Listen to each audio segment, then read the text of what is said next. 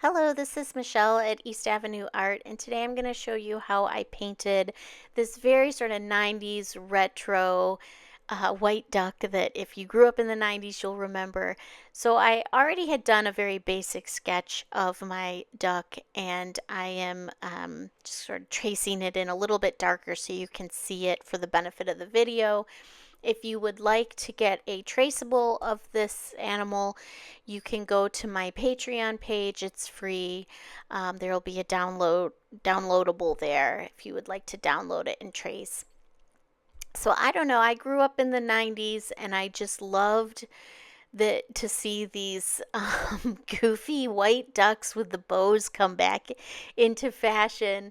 My mom had these everywhere. It was on wallpaper in our kitchen. It was on drinking glasses.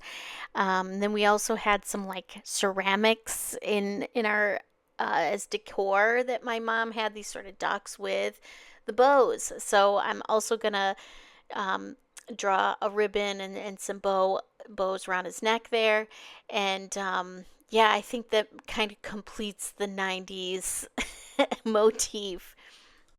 I think animals are a really fun way to practice some of your watercolor techniques, especially with this kind of animal because it's actually a white animal. And so it's a good lesson on thinking about how to deal with things that you perceive as white. So I don't think anything is really purely white. And so I'm going to be using some grays. You can see I'm mixing up in my palette. That's my Mungyo 48 set of watercolors in the pan, and I activated them with like a little spray bottle to get them started. And this is in my Etchr limited series laminated edition, where they have some arches.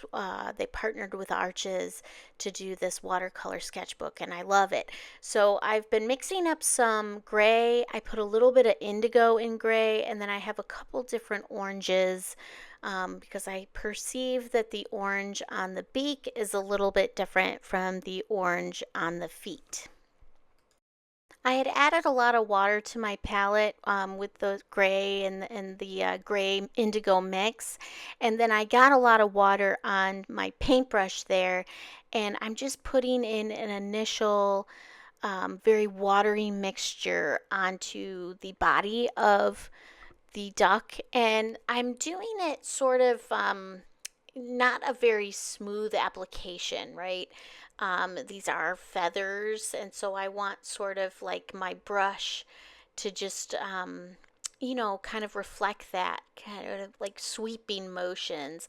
And then I'm putting in just the straight gray, which is a little bit darker, where you would see some shadows. Something else I did there was I didn't like the shape that I had added with my brush, so I lifted some of that color with a paper towel, a clean paper towel. And again, just as I continue to add color in here, I'm making sure I'm thinking about my layers and where I would see shadows underneath the duck's neck, underneath the ribbon, and sort of at the bottom of his body, because obviously the sun really, or the light source really isn't hitting those areas. And then I wanted to pull up some of the color, and you can see I'm going with like a clean damp brush and just pulling up some of the paint. And then even there I went in with a paper towel and pulled some of the paint, just to kind of get a highlight going. And that's a really great way to approach having a more realistic white, because it's not going to be, so not like you would like slap white paint on something and it would just be like one consistent color. Like any white object is going to have shadows as well and highlights. And so I'm trying to reflect that. And here I'm going in with a little bit of a light orange and just painting in the beak. One thing I'll make sure I point out though is if you're new to watercolor, of course, wait until the color that it's touching has dried, because you definitely don't want the orange mixing into the white of the duck's face. And then I went with my more sort of orangey red for his feet. And eventually I'm kind of trying to show the webbed feet there, which is like a little bit awkward, but I didn't follow my sketch, which I probably should have. So I kind of played around with this as I went, and I personally decided that I wanted my duck to be in amongst the grass, like in a field. So I ended up covering up a lot of his feet just with grass to kind of have that effect of him being amongst the grass. But I wanted this illustration to just sort of be on its own as well. So I went in with a little bit of a brown into my orange just to draw out a shadow color there. And I think I added even a little bit of purple into that orange, because where the body would be meeting his feet or legs, I think there would be a little bit of shadow there. And because I think purple is also a complementary color, it helps with creating a shadow color of orange, but it also looks very appealing next to orange. So I opted for a purple bow and sash. And this is a little different from the geese that my mom, or ducks, I'm not really entirely sure what they are, um, but it's different from what my mom had in our kitchen. I think she had like yellow bows on them. So I wanted to go with something a little bit more of like a dramatic, visually appealing to me color palette. So I stuck with purple. Eventually, I decided to do like a design on the bow. So I eventually will pull out my gouache, because obviously, I'm going to do a lighter color over that purple, and you can't really achieve that with watercolor, which is another thing to know about watercolor, is it's best to go from light to dark. You can always add more rich, vibrant, or darker colors, but you can't backtrack. You can't make something light when you've already darkened it because of the translucence of watercolor. You can't put a light color over a dark color and expect it to show through. So it's very different from, say, acrylic or even gouache. Gouache is kind of a thicker watercolor that you can do that with. So you'll see me do that more towards the end of the video with the ribbon. I'm not really sure about oil painting. I have zero experience with oils to know whether you can go dark to light, or whether, like watercolor, you have to go light to dark. That's really a big trick in understanding watercolor, is just how the colors and pigments will interact with each other. And it's really something important to get in your mind that you've got to go, you can only go light to dark. And so you can see I've been adding some more of that gray. I'm doing some like detail work where you might see some shadows from his feathers. And then I'm also doing like a shadow around his neck, and where the bow would be leaving a bit of a shadow as well. And so I really want my paint and my pigments to look a little bit uneven. So I'm trying to just go in with um, like swipes of color. And again, there I go, lifting some color when I feel like I've gone too far with the shadow.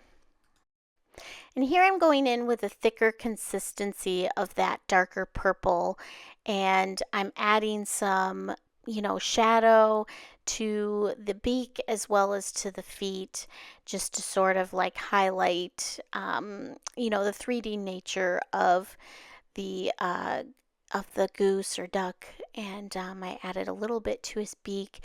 Now at this point, I really didn't feel super great about going into such a small eye with my paintbrush. So I got my fine liner here, and you can use any waterproof fine liner um, if you want to add a small detail like that. And I just like didn't feel comfortable, because the problem is if you mess up the eye on an animal, I feel like you can really do your illustration in. So I was kind of doing some like detail work around his eye and his forehead.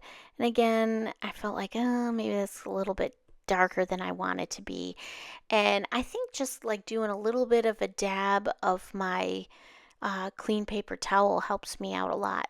And then in a few areas, I wanted to buff out the color a little bit so I can go in with like a clean brush, but damp brush, and just scrub the color a little bit. If I want to pull up or smooth things out, there you see me smoothing things out a little bit.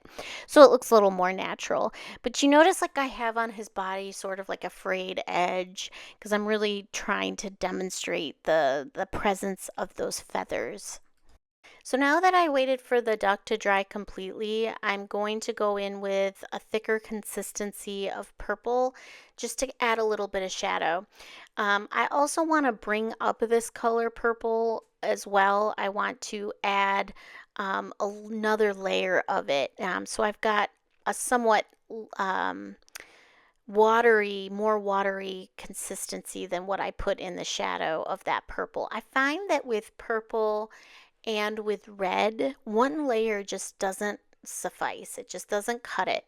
I always have to do multiple layers of the color for it to be vibrant enough for the projects that I'm doing. So I'm adding just sort of another layer to add to the vibrancy, and then I'm going to also add some shadowing to that as well. So again, I waited for the bow to dry because I want to have I don't want this to bleed into other areas. So I'm trying to differentiate with a thicker consistency, more of a shadow color for my bow. And I think that gives it, you can see the bow is kind of casting a shadow onto the ribbon behind. And here I'm just going to do like a really light, very thin application. I think this is like a number 1 round brush. But this is where I'm using gouache because to go over the purple, I have to, with a lighter color like orange, I have to use gouache to do that. So I have a very yellowish gouache, and I just thought this was kind of funny to do like um, a little bit of a tartan pattern of just like, cross stitching look, right? And that was kind of a fun thing. I think you could have also just left it a purple or whatever color ribbon you chose, and I think it would be equally cool. Um, I think it's kind of just a preference.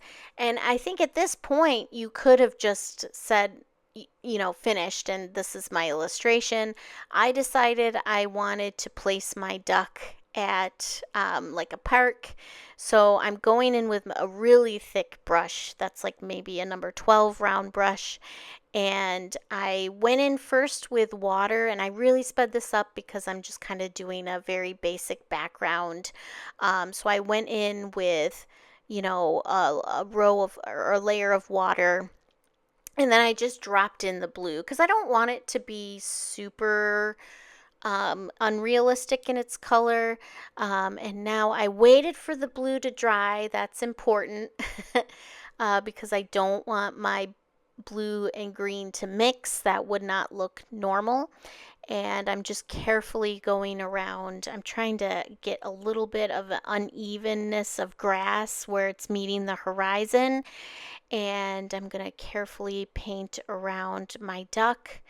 And I'm already starting to think about shadows, so you can see I'm putting a little bit of a thicker consistency of paint underneath the duck so that it clearly has a shadow on the grass underneath it.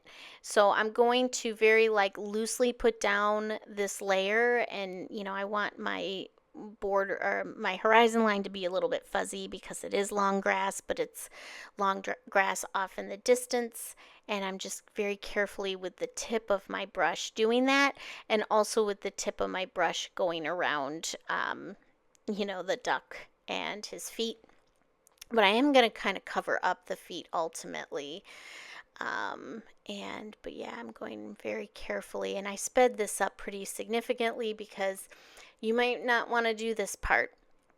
But I'm working really quickly. I mean, I sped this up. I don't paint this fast. Um, but I wanted to use a large brush because I wanted to lay down the paint as quickly and the water as quickly as I could, because I want to be using this wet into wet strategy that I'm using here, where you can see me I added a little bit of blue into my grass color, a little bit of indigo to get a nice shadow. And so that shadow is going to make the grass underneath the duck a little bit darker. And then I'm trying to do like varied grass lengths, and just kind of scribbling that in so you get a sense that that's grass. And I did all of that while it was still wet.